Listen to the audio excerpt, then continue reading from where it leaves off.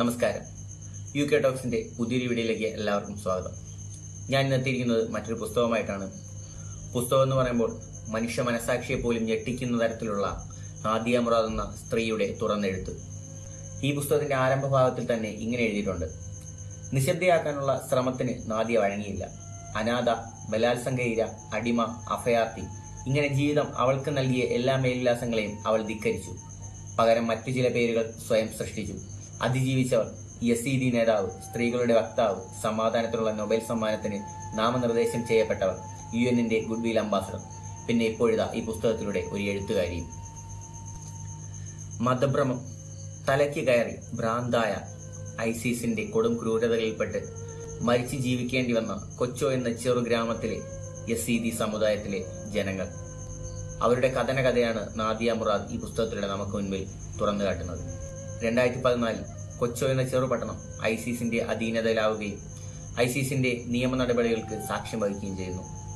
അവരുടെ നിയമം ഇപ്രകാരമായിരുന്നു: കൊച്ചോ പട്ടണത്തിലെ എല്ലാ സ്ത്രീകളും പുരുഷന്മാരും തങ്ങളുടെ യസീദി മതം ഉപേക്ഷിച്ചുകൊണ്ട് തങ്ങളുടെ ഔദ്യോഗിക മതമായ ഇസ്ലാം മതം സ്വീകരിക്കണമെന്ന്. എന്നാൽ തങ്ങളുടെ മതത്തിൽ ഉറച്ചു നിൽക്കാൻ തീരുമാനിക്കുന്ന കൊച്ചോയിലെ യസീദി സ്ത്രീകളെയും പുരുഷന്മാരെയും അവർ കൊല്ലാൻ ഉത്തരവിടുന്നു. അവർ കൊല്ലുന്നതിനും ഒരു കാറ്റഗറി തിരിച്ചായിരുന്നു. അതായത് കൊച്ചോയിലെ എല്ലാ പുരുഷന്മാരെയും കൊന്നുകളയുക, അതുപോലെ തന്നെ അമ്മമാരായ സ്ത്രീകളെയും കൊന്നുകളയുക.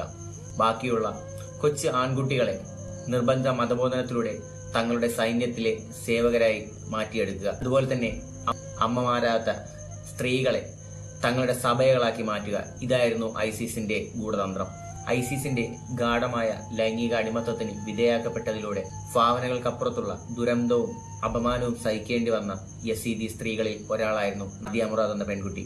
തന്റെ അമ്മയും 6 സഹോദരങ്ങളും ISIS-ന്റെ കൊടും ക്രൂരതകളിൽപ്പെട്ട് കൊല്ലപ്പെട്ട് കൂട്ടക്കുഴിമാടങ്ങളിലേക്ക് വലിച്ചെറിയപ്പെട്ടപ്പോഴും അവളുടെ ഉള്ളിലെ പ്രതീക്ഷയുടെ തിരുനാളം അണഞ്ഞിട്ടില്ലായിരുന്നു. ഓരോ പ്രാവശ്യവും ISIS-ന്റെ ഉയർന്ന ഉദ്യോഗസ്ഥന്മാരാലും മുതലാളിമാരാലും സേവകന്മാരാലും അവൾ ലൈംഗിക ചൂഷണത്തിന് ഇരയായിക്കൊണ്ടിരുന്നു. ഇത് നാദിയ മുറാദ് എന്ന സ്ത്രീ മാത്രമല്ല, കൊച്ചോ എന്ന പട്ടണത്തിൽ നിന്ന് ISIS-ന്റെ കയ്യിൽ പിടിക്കപ്പെട്ട എല്ലാ വനിതകളുടെയും അവസ്ഥ ഇത് തന്നെയായിരുന്നു. കൊച്ചോ എന്ന പട്ടണത്തിലെ യസീദി സ്ത്രീകൾ അനുഭവിച്ച ഓരോ കാര്യങ്ങളും നമ്മൾ വായിച്ചറിയുമ്പോൾ തന്നെ മനുഷ്യ മനസാക്ഷിയുടെ തന്നെ നെഞ്ചിനെ തുളയ്ക്കുന്ന തരത്തിലുള്ള കഥകളാണ് നമുക്ക് ഓരോരുത്തർക്കും മനസ്സിലാക്കാൻ കഴിയുക. നീണ്ട നാളത്തെ പരിശ്രമത്തിനൊടുവിൽ ISIS-ന്റെ കയ്യിൽ നിന്ന് നാദിയ മുറാദ് എന്ന സ്ത്രീ രക്ഷപ്പെടുകയാണ്. ഒരു മുസ്ലിം കുടുംബത്തിന്റെ സഹായത്തോടെ ISIS-ന്റെ പിടിയിൽ നിന്ന് രക്ഷപ്പെട്ട നാദിയ അവളുടെ തുറന്നു പറച്ചിൽ ആരംഭിക്കുകയാണ്.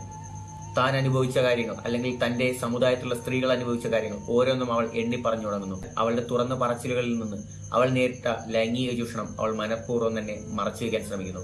കാരണം ഇതായിരുന്നു: തന്റെ മതമായ യസീദി മതത്തിൽ നിന്ന് മുസ്ലിം മതത്തിലേക്ക് അവൾ മാറുകയും ISIS-ന്റെ സഭയായി മാറുകയും ചെയ്തു. തുടർന്ന് ലൈംഗികമായി ചൂഷണം ചെയ്യപ്പെടുകയും ചെയ്യുന്നു.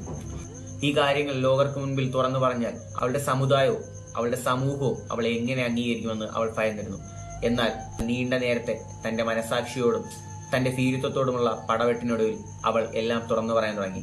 അങ്ങനെ നാദിയ മുറാദ് എന്ന സ്ത്രീയിലൂടെ കൊച്ചോ എന്ന പട്ടണത്തിലെ സ്ത്രീകളും പുരുഷന്മാരും അനുഭവിച്ച കൊടിയ ക്രൂരതകളുടെ കഥ പുറം ലോകം അറിഞ്ഞു തുടങ്ങി. ഈ ഒരു പുസ്തകം വായിച്ചു കഴിയുമ്പോൾ നമ്മൾ പോലും അറിയാതെ നമ്മൾ ചിന്തിക്കും നമ്മൾ എത്രത്തോളം ഭാഗ്യമുള്ളവരാണെന്ന്. നമ്മുടെ കൊച്ചു ദുഃഖങ്ങളിലും കൊച്ചു സങ്കടങ്ങളിലും അസ്വസ്ഥരായി ഒരു നേരത്തെ ആഹാരം പോലും കഴിക്കാതെ നമ്മൾ പിണങ്ങിയിരിക്കുമ്പോൾ നമ്മൾ അറിയുന്നില്ല നമ്മളെക്കാളും ഒരുപാട് കഷ്ടപ്പാടും പീഡനങ്ങളും അനുഭവിക്കുന്ന ഒരു സമൂഹം നമുക്ക് ചുറ്റുമുണ്ടെന്ന്. ആ ചിന്താഗതിക്ക് മാറ്റം ഉണ്ടാവണമെങ്കിൽ നമ്മൾ ഒരിക്കലെങ്കിലും നമ്മുടെ ചുറ്റുപാടും കഷ്ടപ്പാടും ദുരിതവും അനുഭവിക്കുന്ന ആൾക്കാരെ ഒന്ന് കാണാൻ ശ്രമിക്കണം.